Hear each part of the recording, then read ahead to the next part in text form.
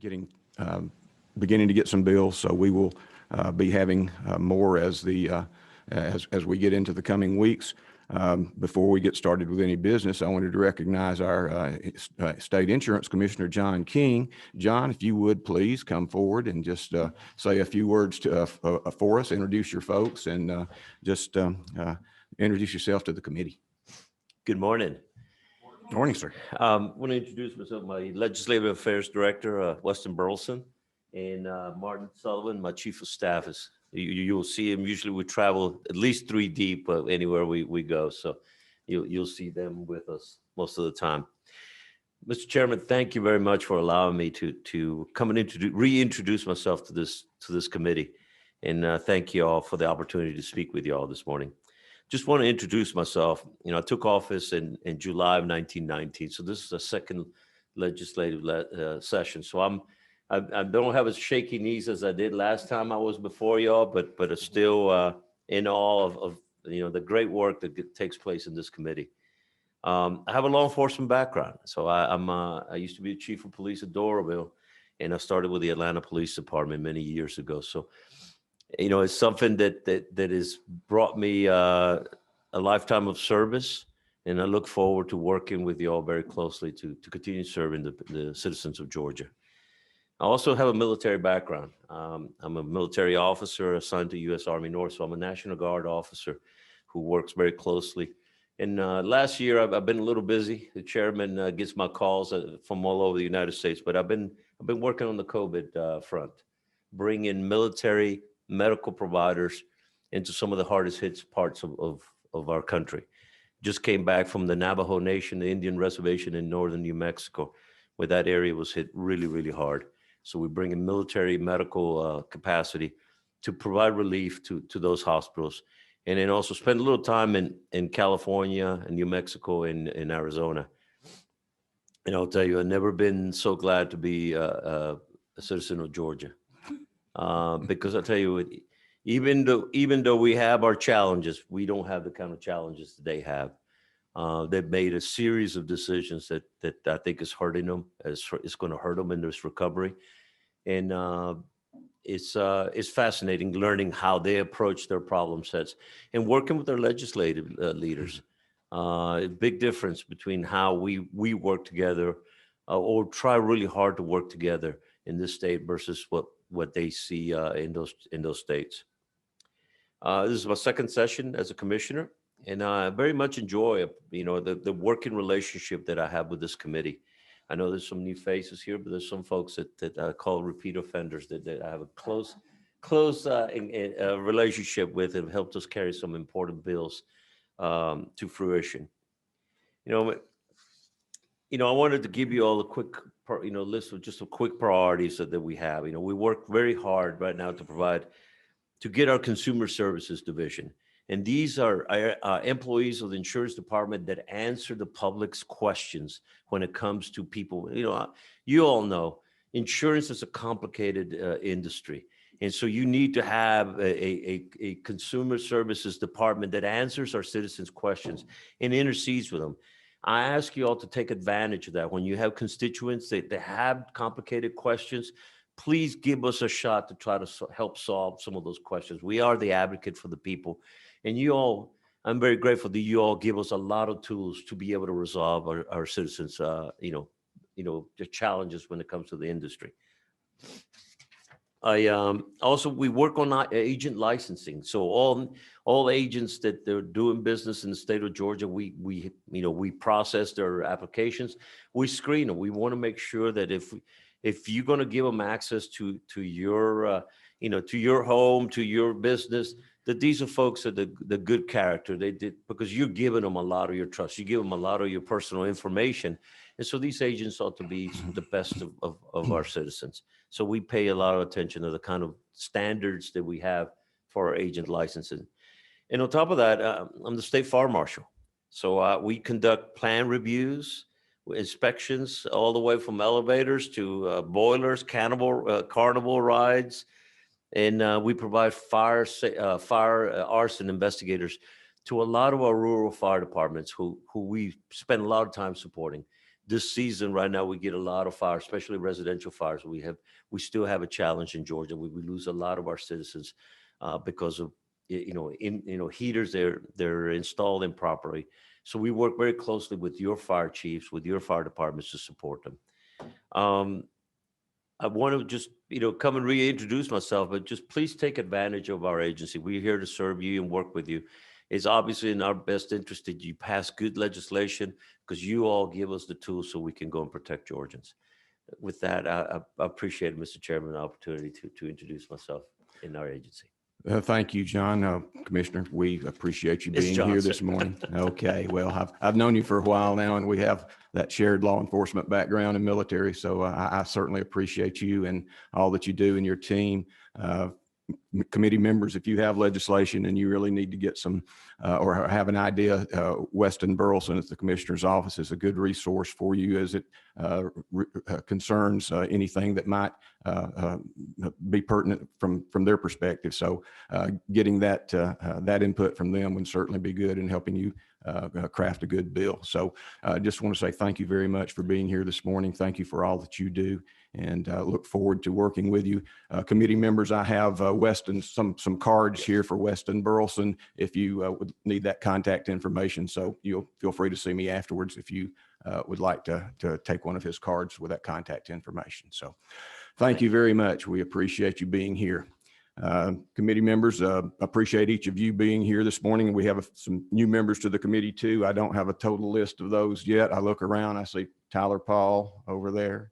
And who else is Matthew? We have some folks online. So just want to say welcome to the members, new members of our committee, as well as oh, Charlie, she's sitting down there off to the left. I'm sorry. I did not see Charlize. So anyway, just want to say thank you to all of those, all of my committee members that are here and online. And we look forward to having a good session and passing some good legislation. Before we get started with anything, for those of you who are physically present here in the room, we have some packets of information. If you did not pick one up, you need to get one. It will have documents there that you need to look at. I'll give you just a moment to get that. And members that are online, there were some emails sent out with those packets of information included in there. So I hope you have had those and looked at those documents. The first thing that we need to do is to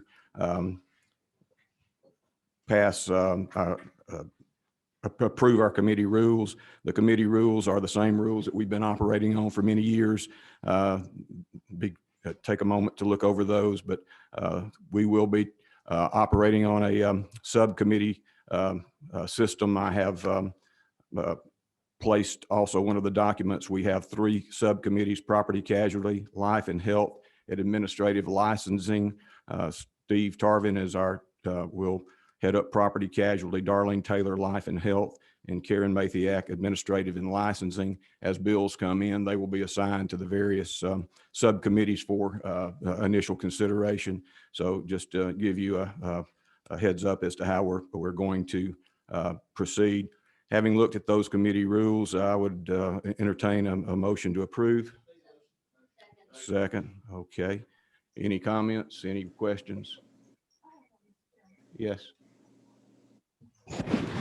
Thank you, Mr. Chairman. On item number 11, does that apply to amendments or just legislation itself?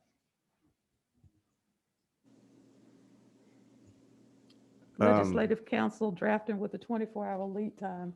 Or are we just being silent on amendments, or will this apply to amendments as well? I'm going to refer to Vince on that because most of this, I think, came as it's their request. Okay, I think this language has been around for a while too. I think it was just meant to apply to legislation. So I think we regularly get the amendments in shorter than 24 hours. And even if it's, any situation, we're always going to do the best we can to get it back to you as quickly as possible. Okay. There's no problem with getting amendments that, within 24 hours. We'll be fine. Thank you. All right.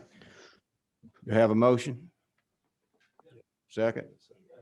All in favor, say aye.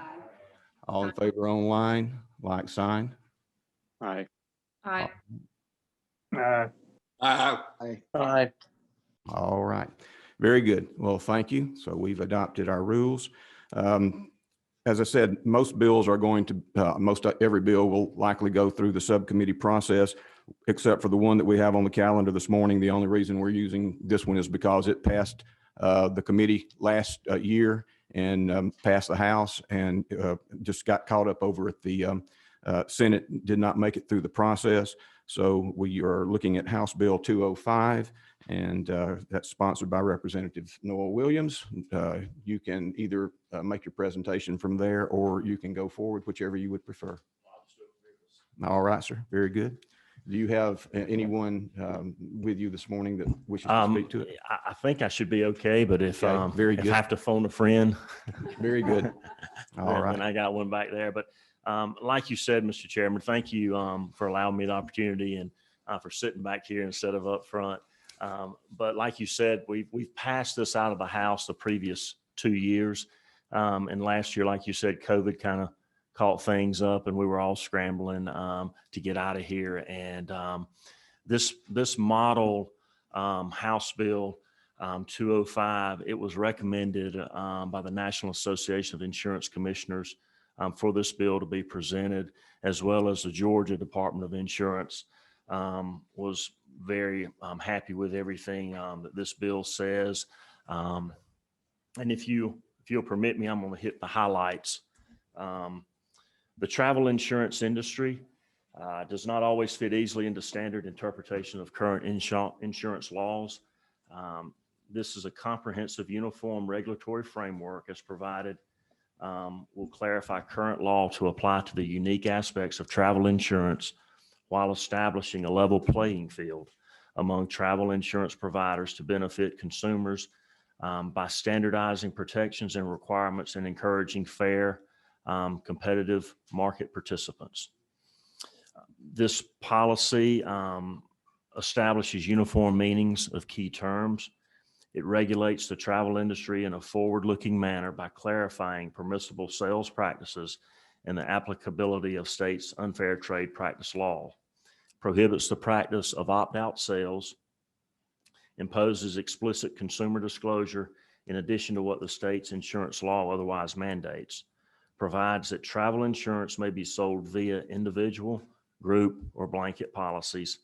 It specifies how premium taxes are to be calculated, and also clarifies in most cases, travel insurance must be filed as an inland marine line of coverage.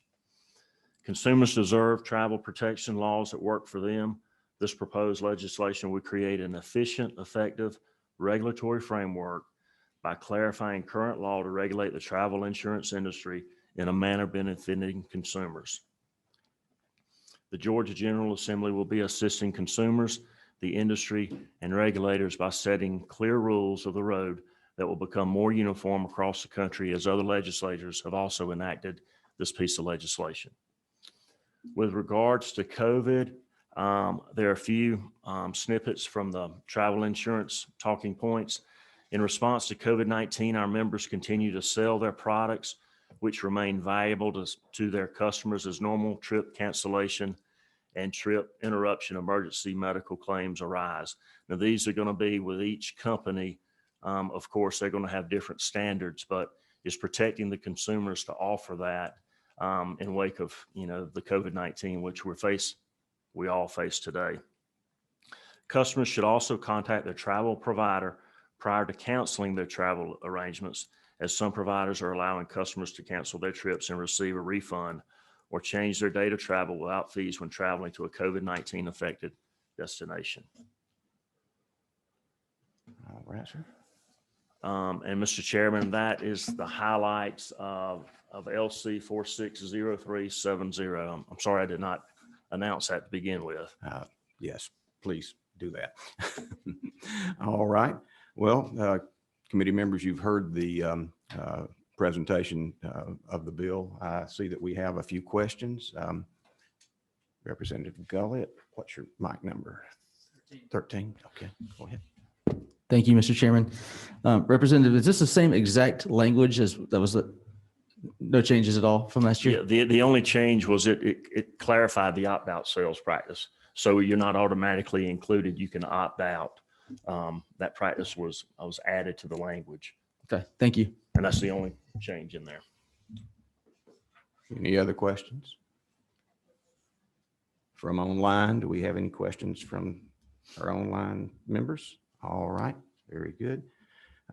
Were there any public comments? I don't think. All right, number 10. All right, recognize. I move to pass. We have a do pass recommendation. We have a second. All in favor, say aye. Aye. All opposed? All right, I think online, everybody good? All right, very good. Well, thank you very much. We will fill out the appropriate paperwork and move it on along. Thank you, Mr. Chairman, and members of committee. Maybe 3 times, the third time's the charm. All right, very good. And as far as items on the agenda, that's all we have this morning. I appreciate each of you being here, and we stand adjourned. Thank you.